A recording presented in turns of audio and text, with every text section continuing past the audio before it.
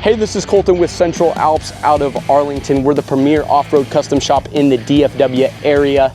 We do lift kits, wheels, tires, and any other off-road customization needs. And today we built this 2021 Chevy Silverado 1500 Custom Edition. If you were kind of wondering what exactly we did as a company, we put lift kits, wheels, tires, and any other off-road customization needs on trucks, whether it's a Lexus GX 460, SUVs, we do it all. Let's take a look at how these 35s paired with an 18x9 with a -12mm offset fit on this Chevy Silverado. So in the front, what we had to do is we had to take out the fender lining, pull it back, and then trim the plastic on the inside, remove that plastic, and then screw that fender lining back into position so it doesn't rub in the front.